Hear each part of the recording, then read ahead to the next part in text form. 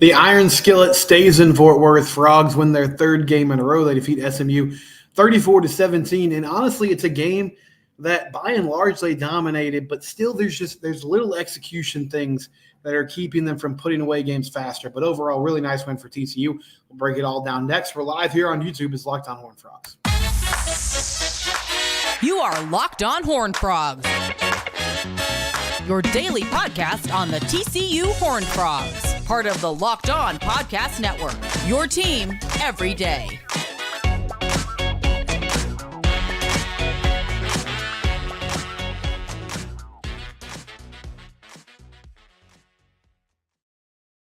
Yeah, Locked On Horned Frogs, your team every day. Subscribe to the YouTube channel. Also subscribe wherever you get your podcast. If you subscribe to the YouTube channel, you get notified when I do live shows, which I'm doing right now. Every Saturday, we're going to try to do a live post-game show, typically immediately after the game. Today, a little bit later on. But TCU, they defeat SMU 34-17. A late touchdown by Chase Curtis made that score a little bit the final margin of victory a little bit bigger than it was. It was 27-17 for that last touchdown with about a minute left. But honestly, I think the final score was more indicative of how the game went. TCU really, starting in the second half, dominated this football game. And so we'll start with the positives. Once again, TCU defense really shows out. I mean, I know there's going to be some hand-wringing, and there was about that first drive. SMU went down the field, 14 plays, I believe 69 yards, chewed up a lot of the first half clock, really half of the first quarter, not the first half, about half of the first quarter of play by just, moving down the field, getting first downs. And it was typical TCU at the beginning of the game. This defense, they sort of like to feel people out, a lot of three-man rushes, kind of sitting back, seeing what the offense is doing. I understand why that's frustrating. I will say, they held them to a field goal. It's 3-0 after that. And then they really settled in, and the offense scored a couple possessions later to make it 7-3, and they led the game from there on out. Had some big stops, created a turnover on downs when it was 7-3. The defense did. That led to a TCU touchdown to make it 14-3. It did give up one more scoring drive before half. SMU scored a touchdown in the second quarter to make it 14-10. That was the first touchdown this defense had given up in 9 quarters. But that made it a 14-10 game. That was your score at halftime. But the defense comes out after that in the second half, and they just played lights out football. Let's take a look at the drive chart in the second half of this football game. The offense got the ball first. They drove down. They kick a field goal. And then after that, the defense immediately causes a 3-and-out. 3 plays, 0 yards. 34 seconds later, offense gets the ball back again. The next time SMU had the ball, they create a turnover on downs. A nice pass breakup there on 4th and 2 to get the ball turned over, and then created more turnovers by getting interceptions. Josh Newton had a really nice interception when it was 27-10 and a great return that put them in the red zone. And then Bud Clark had, for a second straight week, he had a pick actually in the end zone. He picked off Preston Stone.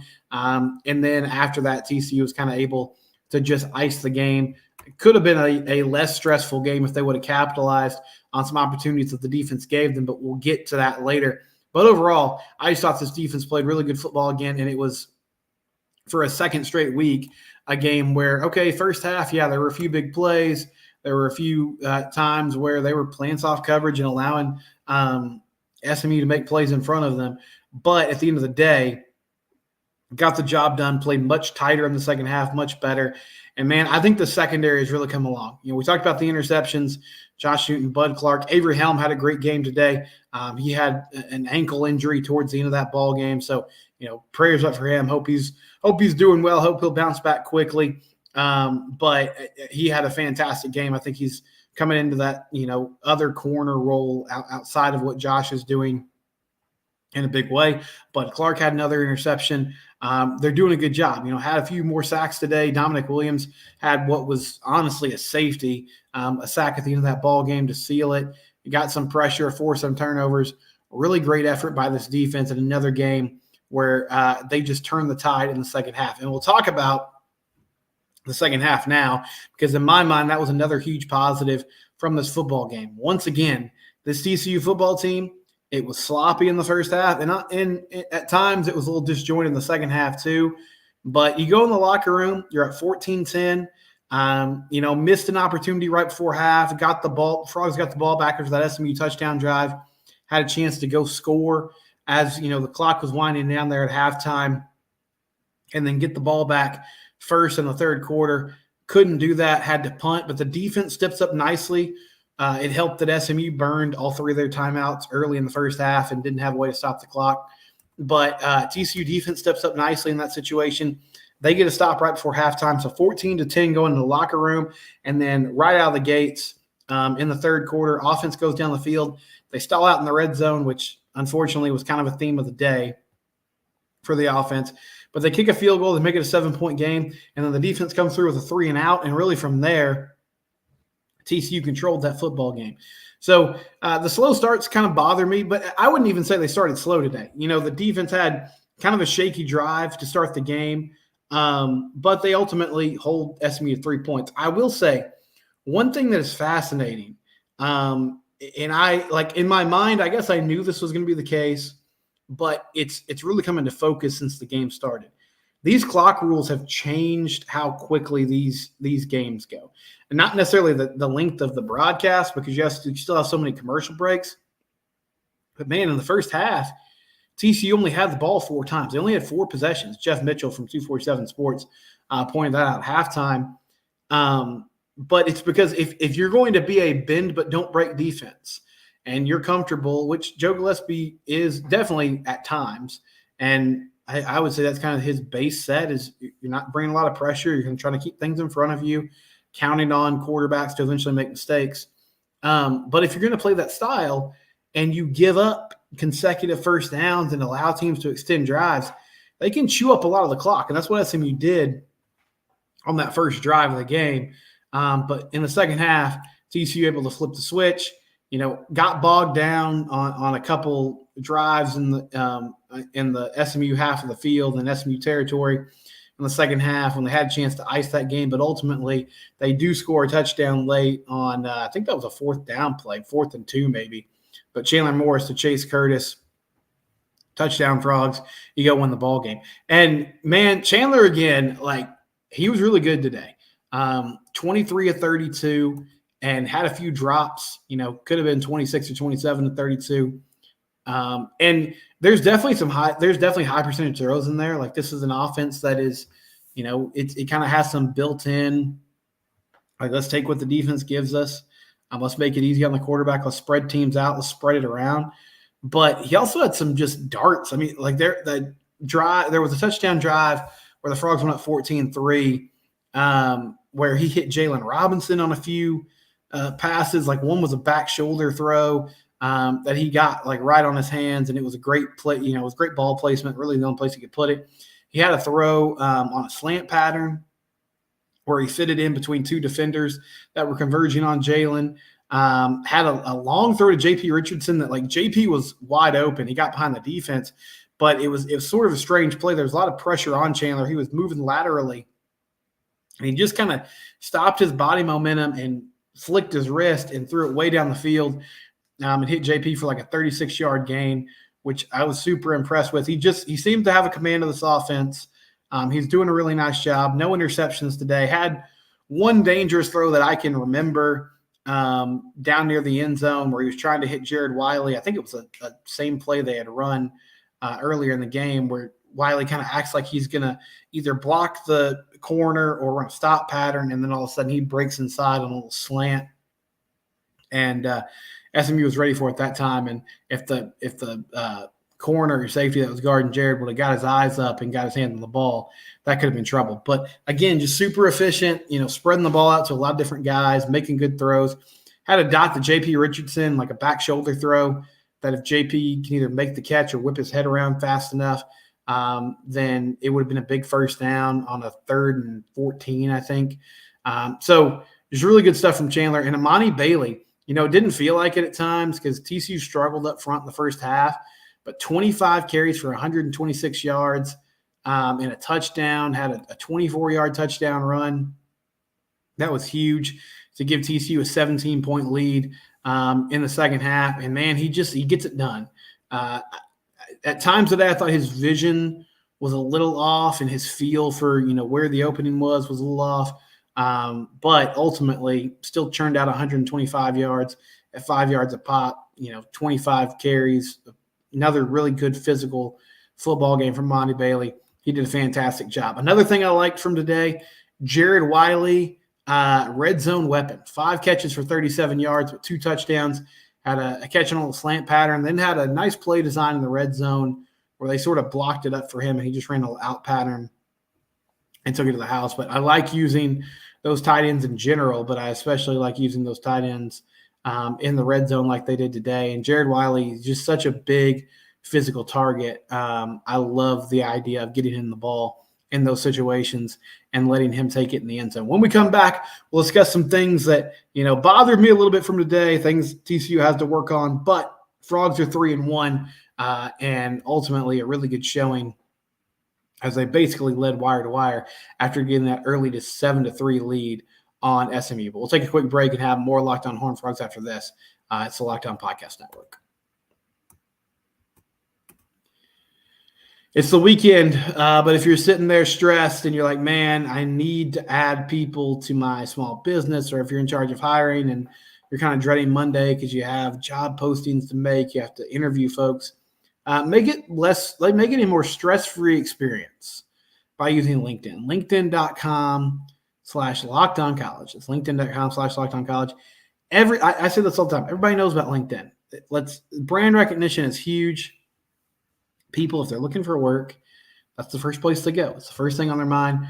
LinkedIn. So LinkedIn Jobs, make it the place where you post your job because you're going to get to cast a wide net. You'll have a plethora of candidates to choose from, and you can use simple screening questions and other tools at your disposal from LinkedIn that'll narrow down that focus a little bit more and make things easier for you. LinkedIn.com/LockedOnCollege. Post your job for free there. We thank them for their sponsorship here on the Locked On Network. So let's talk about things that the Frogs just kind of have to work on here. Another big win. TCU's won 3 in a row now. They're 3-1 in the season. They beat SMU. Final score was 34-17. But what were the things that stood out to me that, man, you got to get this cleaned up? Well, first thing that sort of surprised me, and I knew this coming in. Some people, there were a few people this week that were like, I feel like you're being kind of dismissive of SMU, which I thought that was pretty fair to Mustangs when I was talking about them. They're an improved team. This isn't your typical SMU team. And the fact that usually when I think about them, I think about the skill positions first. And I think there's some potential there. I still feel like Preston Stone's kind of figuring things out. And Jake Bailey and Jordan Hudson, they're two main, I guess if you want to call it go-to guys, were largely absent today. Jake Bailey did have a long catch down the sidelines late in this game. But the thing that SMU's really improved, mainly through the transfer portal, is up front. They're a lot better on the offensive and defensive lines. And usually that's the thing that TCU has a big advantage in this matchup, is just the fact that they're better up front. And especially that D-line, what they've been able to do, getting some guys from Miami, Virginia, like they've improved their talent level there. And so I was somewhat concerned about that. And honestly, in the first half, SMU won that battle. Like, they were stifling the run game. Short yardage has been an issue. And part of it is just running the ball. Part of it is the play calling, which we'll get to later in the show. But, man, it's been tough for them to just get downhill and run the ball behind this interior offensive line, which was such a strength for them last season with Steve Avila and Wes Harris and Alan Ali. And, you know, you're changing that combination up. John Lands did play a lot of snaps last year. And then Brandon Coleman was out briefly today with an ankle injury, which didn't help things either. But, you know, running downhill has been a challenge at times. And it seems like maybe it's just the MO of the defenses of Houston and SMU in general. But it feels like teams are really going to sell out on the run to trying to create negative plays, put TCU in long down and distance situations, and then, you know, dare them to throw the football. And so far, they've done a really good job of answering that call. Chandler had another great day, a really efficient day, and so that's huge. And then defensively, just not a lot of pressure early in that football game. Now, that did pick up as the game went on, and part of that was they were bringing more blitz packages. They were bringing more players. The numbers lined up more in their favor in the second half of this football game. But overall, again, like it's just when you're rushing 3, it's tough to get home because things don't add up. Now, bringing, 6 defenders is not just some magical way to get to the quarterback more, but it certainly helps put pressure on the guy back there in the pocket. And the bottom line was when they were able to get, in Preston Stone's face, get him off his spot, make him uncomfortable, they had a lot more success today.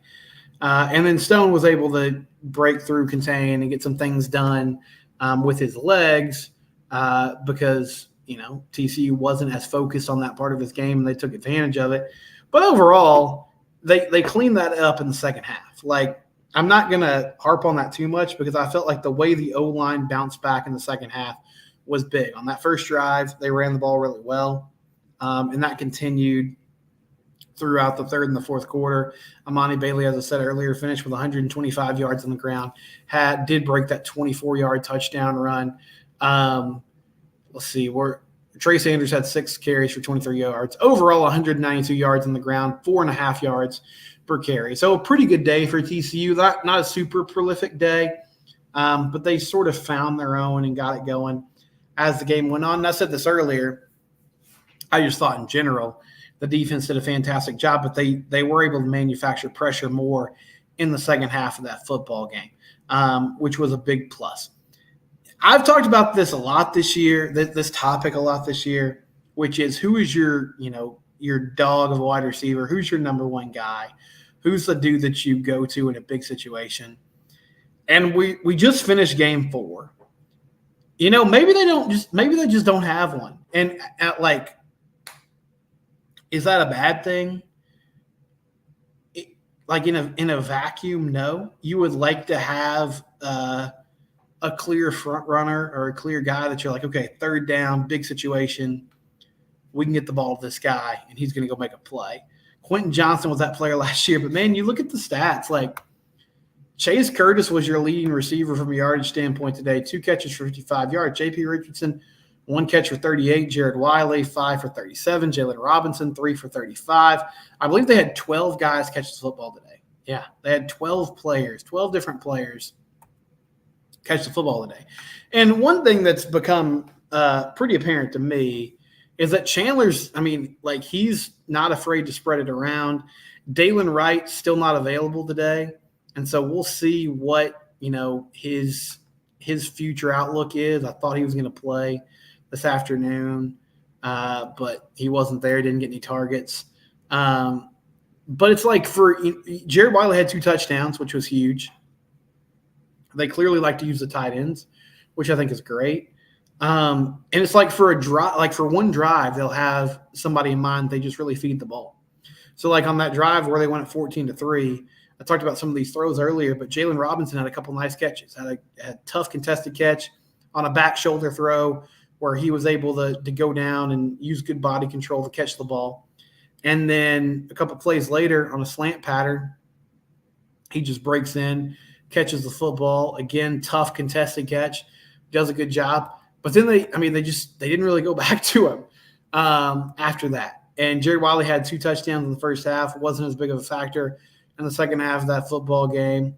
Chase Curtis wasn't really a factor at all until the very end of that game, and he ends up leading the team in yardage. J.P. Richardson had a long catch down the middle of the field. And so this might just be the way this team rolls, and that's okay. Like, I think maybe it's my own bias of just having in my mind last year the offense was so successful with Quentin as your guy, and he made life for everyone else easier just because even if he wasn't putting up huge numbers, the gravity of the defense shifting towards him at all times to try to keep the ball out of his hands provided opportunities for everyone else. And so possibly you just don't have that guy this season. I like what Jalen Robinson brings to the table. I like some things I've seen from Warren Thompson. I like the limited action we saw from Dalen Wright. I like Jared Wiley, J.P. Richardson. So we can go down the list. But maybe they're just not going to have that one dog on the outside. And Savion Williams, who I didn't even mention, wasn't really a factor today. And he had his best game of the year against Houston. So that's possibly just something that maybe it comes together, maybe it doesn't, but they're clearly okay spraying the ball around, and the offense has still been efficient. That being said, though, they have to do a better job in the red zone. They have to do a better job in short yardage. We'll wrap up with that and more next. It's Locked On Horned Frogs, your team every day.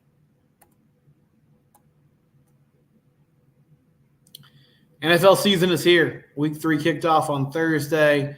Obviously, a lot of games tomorrow, Cowboys, Cardinals, and plenty more. Go to FanDuel.com/LockedOn. Put a $5 bet down. Get $200 in bonus bets guaranteed. That's an incredible value. $5 bet, win or lose, $200 in bonus bets. It's the place to go to bet on the NFL. They're the official betting partner of the National Football League. FanDuel.com/LockedOn. Do that today to get that bonus bet deal. You can also download their app. It's safe. It's easy to use. Makes things simple for you. FanDuel, official betting partner of the National Football League. We thank them for their sponsorship here on the Locked On Network.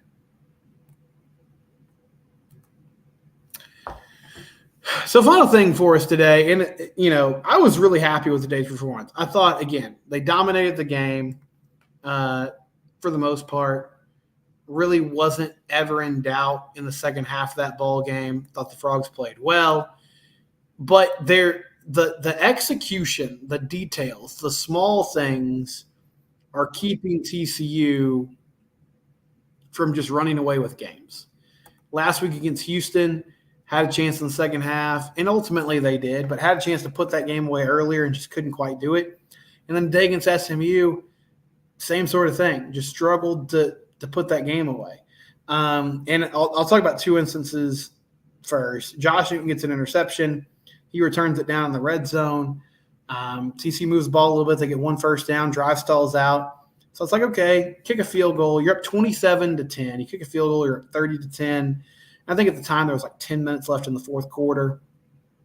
Not quite a 3-touchdown lead, but pretty close. And so they get out there, and I don't know what the situation was. Not sure if this was Jordy Sandy just kind of go. I can't imagine it was Jordy Sandy calling any sort of audible. But they ran a fake field goal. And so Sandy gets the ball, but as he's trying to get up, he slips and he has to put his hand on the ground. And so the whole thing from the start was a disaster. He just ends up throwing one up for grabs and a scrum of people down towards the end zone. It gets knocked down, so they don't score there. And then they get another interception in the end zone, get into plus territory, have a 4th and 4, and they're sitting around the 30-yard line. It would be a long field goal for Griffin Kell, but it's certainly one that he could hit. Now, you do give SMU great field position if you kick that ball and miss it, but they were kind of in no man's land from a punt standpoint. They couldn't punt the ball. I probably would have kicked the field goal, but they opt to go for it, and they end up throwing just a 50-50 ball to Major Everhart in the corner of the end zone. He doesn't catch the ball. And so I don't know what's going on with the 3rd and 4th down, like short yardage situations, and just 3rd and 4th down conversion rates. Situational football, right? Like in the red zone, you have to find a way to score. And I'm glad that I didn't do the show immediately after the game today, because I came away from that football game thinking, man, Kendall Browse had kind of a rough day. Mainly because of his play calls in these situations. Like the 4th and 4 there, I didn't understand why they threw the ball deep. Multiple times 3rd and 3, just trying to run the ball, just couldn't get any push. And that's not on him. That's execution. You got to be able to, get first downs in those situations. But they had a 4th and 2, and like this play call worked. But they had a 4th and 2 on their first touchdown drive of the game, where they motioned J.P. Richardson into the backfield, and he was like in an offset eye as a fullback, and they hand the ball to him on kind of a sweep play, and he runs to the outside, and the way he was carrying the ball, it looked like he had an option to pitch it, and then he sort of just falls forward and gets the first down, and it worked, but just there was so much happening. It was so busy, and I'm just sitting there, I'm like, you need 2 yards. Like, I get it, and I guess in fairness, like, in fairness of the coaching staff, they didn't run the ball particularly well in those situations today. But you just need 2 yards. Why are you doing all these different things? And then later on in the game, it was actually their next touchdown drive. There was this crazy sequence. They throw the ball to Jalen Robinson. He catches it. It was 3rd and 14 or something like that. So they don't get the first down, but they get down there to where it's like 4th and 3. And I still don't know. I don't know if the thought process was because in live time, it looked like Jalen might have bobbled that or the ball might have hit the ground. So I'm not sure if the thought process was we got to get to the line, snap the football before they review this. But they get to the line really quickly, and it just looked like a fire drill. And then they just ran this. I mean, SMU brings the house.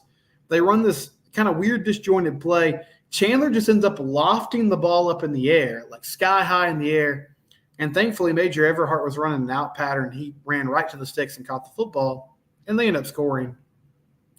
And so the results are the results. It worked. But I was just sitting there like, what is going on? Like, why can't you just run a normal play? And it was the same thing in 3rd and short. And so some of that to me is on the play calling. But I think overall, like when I watched that game back later on today, I thought Kendall Browse had a good game calling plays. Like I felt like there was a good mixture. You know, he had a really good call in the red zone that I mentioned earlier on 3rd and 14 where J.P. Richardson was kind of like in a tight end position. He ran a wheel route. The receiver in front of him, you know, ran a crossing pattern to clear those defenders out, and there was some confusion. And Chandler makes a good throw to the back shoulder. JP just couldn't pull it in. But all that to say, like I came away feeling pretty good about the play calling today. I still don't quite understand how busy and how cute they get in those short yard situations. But this team's just got to execute better. Like it's about executing things well, and making plays in big moments to put games away. And this is 2 weeks in a row where they just haven't. They've eventually done it, but it hasn't been done as quickly as us as fans would probably like. But that's something that hopefully they can grow in and get better at as the year goes on. It was just another night where, man, you just felt like the offense left a lot out there. There were a lot of points that could have been scored. There were plays to be made. And they just didn't make them. But, again, they scored 34 points today. They got a late touchdown. And overall, I like what they're doing on that side of the football. And I think the hope is that it's just going to get better and better and more crisp as the year goes on. Johnny Hodges was out today with a hand injury. Sonny Dyke said after the game he's week to week. But Shad Banks filled in for him today and did a nice job. We'll keep you updated on Avery Elm. We'll keep you updated on Dalen Wright. We'll have coverage all week long here on Lockdown Horned Frogs. Big 12 play continues. Frogs get West Virginia at home. West Virginia coming off a win against Texas Tech. Mountaineers are doing some interesting things. They're really running the ball well. We'll have all that and more coming up this week. Thank you for joining me tonight or whenever you're watching this or listening. It's Lockdown Horned Frogs, your team every day.